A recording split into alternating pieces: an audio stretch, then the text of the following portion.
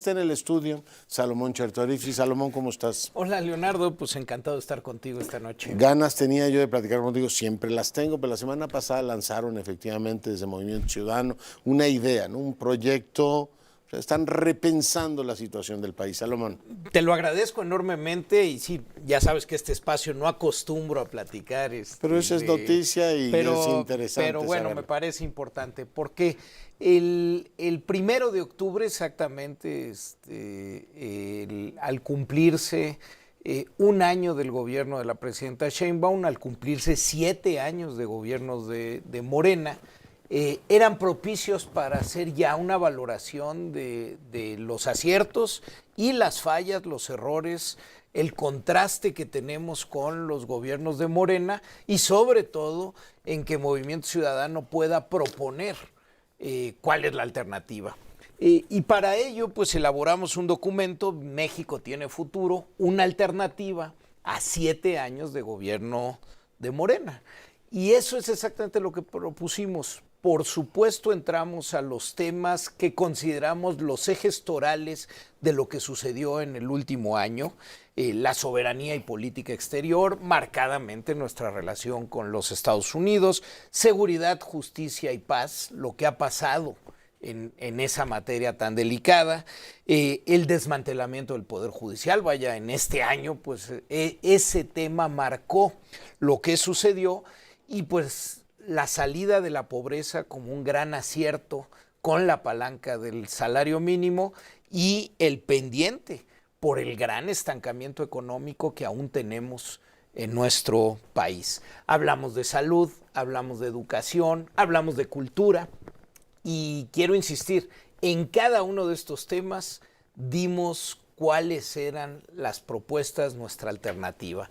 Ese día fue un día en donde elaboramos algunos discursos, empezando con el coordinador de Movimiento Ciudadano, Jorge Álvarez Maínez, la senadora Amalia García y un servidor en los diferentes temas. Yo me enfoqué al tema económico y social, en donde lo que yo afirmaba ese día, Leonardo, es que hay un gran acierto, el acierto de la política de salario mínimo, esta política que se elaboró de manera plural, democrática, abierta desde el 2014 y que de manera atinada el presidente López Obrador decidió iniciar los incrementos al salario mínimo, que lo continuó la presidenta Sheinbaum y que eso significó primordialmente la palanca para sacar a 13.4 millones de personas de la pobreza.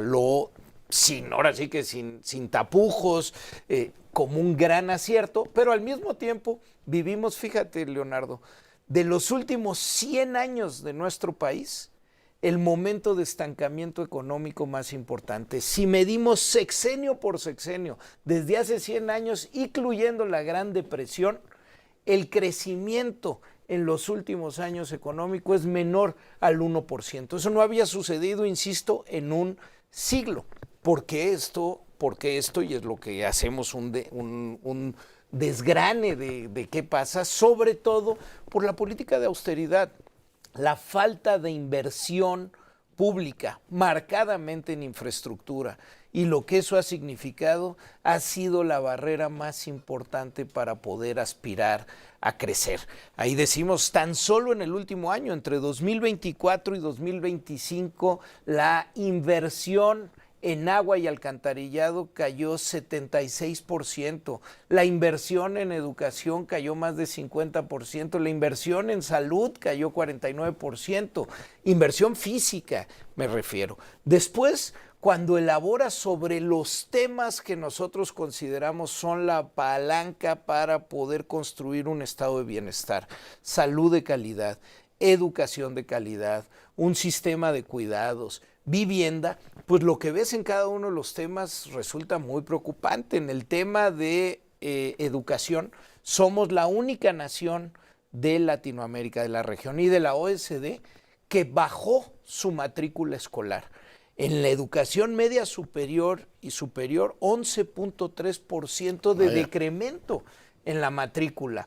En materia de salud, pues sabemos, 45 millones de mexicanas y mexicanos que hoy no tienen acceso a la salud con la desaparición del Seguro Popular, con la destrucción del sistema de compra de medicamentos y por supuesto con la pandemia, pero no tenemos algo que resuelva. En cultura, Leonardo, en los 7 años de Morena, el presupuesto cayó 25% y por supuesto, insisto, para todo ello, lo que decimos, esto es el contraste, en esto estamos de acuerdo, como el salario mínimo, en esto no, y lo que proponemos es O sea, me está salvando de la vitrina el tema del salario mínimo, pero el resto no parece haber un acuerdo en temas, por prácticamente ejemplo, de nada. política exterior, reconocemos el temple que ha tenido la presidenta para amortiguar los embates del presidente No, pero Trump. digamos, es una apreciación política. Sí, pero creemos que falta mucho más. Creemos que ante la amenaza necesitamos una unidad nacional que se base y se refleje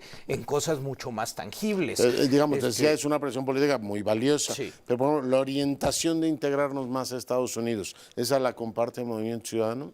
Compartimos al mismo tiempo de la importancia que tiene participar en los organismos internacionales y multilaterales Cuidar el de TEMEC. manera efectiva, cuidar por supuesto, vaya, tenemos una dependencia con los Estados Unidos, una interdependencia importante. De entrada, vaya, en nuestro territorio hay 130 millones de habitantes y en el territorio norteamericano hay 36 millones de personas que tienen derecho a tener pasaporte mexicano. Sí. Vaya, somos una nación dividida en 2 territorios.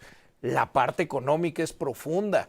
Por supuesto que tenemos que tener una relación con esa intensidad con la que significa nuestra frontera. ¿Y en seguridad, justicia y paz? Ahí Jorge Álvarez Maínez presentó y reiteró sobre el modelo en el que hemos insistido, que es un modelo de construcción de paz que va mucho más allá del esfuerzo contra el narcotráfico, mucho más allá de el entendimiento punitivista, que va en su conjunto en entender que necesitas, por supuesto, la parte preventiva, necesitas policías locales bien formadas, bien capacitadas, bien estructuradas, necesitas ministerios públicos que no signifiquen una puerta giratoria en donde la gente pueda acudir a hacer sus denuncias y sepa que va a haber una respuesta. Necesitas un poder judicial que funcione y en este momento pues tenemos una gran duda de cómo va a funcionar y Movimiento Ciudadano hace propuestas para las leyes secundarias en materia de la reforma judicial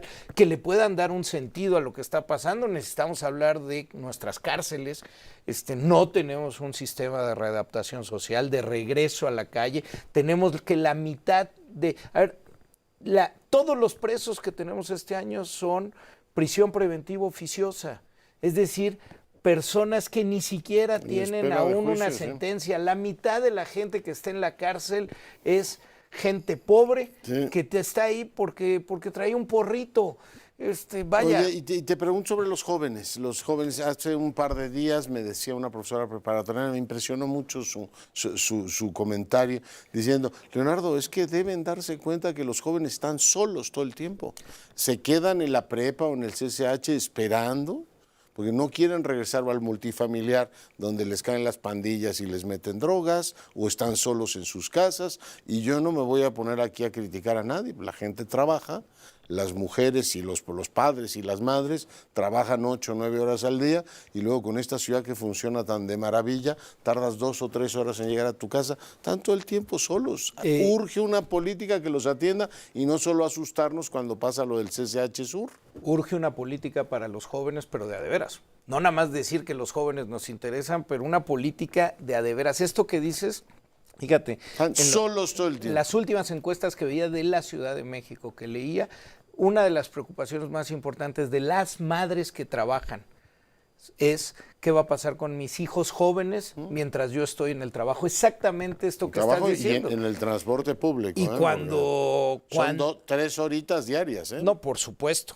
Y cuando ampliamos el espectro para análisis de los jóvenes, pues, por ejemplo, pues uno de los temas centrales es que la juventud hoy, un joven que se quiere independizar de su hogar, un joven que termina la carrera, que quiere ya vivir solo, una joven que se casa, imposible comprar una vivienda. Mira, platicábamos en ese día, Los jóvenes entre 20 y 29 años ganan en promedio en nuestro país 9,300 pesos mensuales.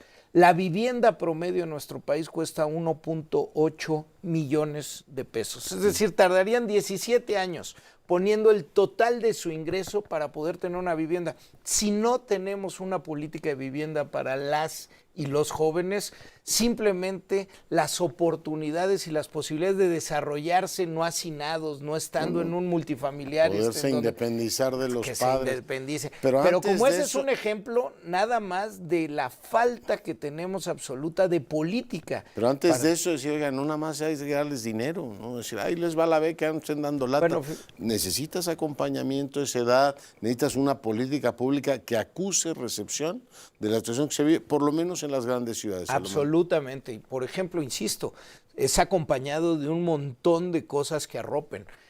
Tenemos una caída en los presupuestos de las universidades públicas en nuestro país que no habíamos visto. Nosotros, una de las políticas que proponemos, y cada una de las políticas que proponemos tiene atrás todo el fondo, todo el diagnóstico, es 1 millón de jóvenes más a las universidades y presupuesto fijo a las universidades públicas. Si no tienen presupuesto las universidades, si no pueden acoger mayor número de jóvenes, pues ¿dónde van a estar los jóvenes y las jóvenes a las que tienes que atender? Entonces se necesita, por supuesto, una política integral, y hablamos de algo que nadie en la política quiere hablar, que es de la necesidad de una reforma a la hacienda pública.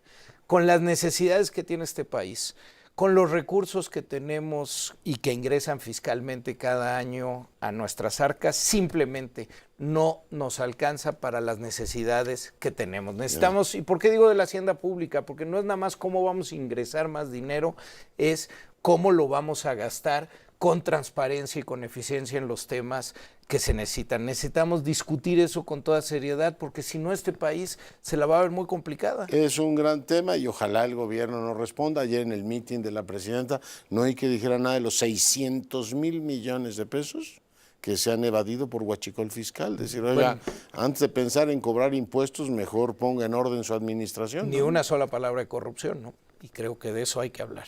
Nada más que ya hay banderita blanca, ¿no? Leonardo, muchas gracias, Salomón. Bonita semana a todos. Te lo traje a ti, claro que sí. Lo leeré con atención. Laura, buenas noches.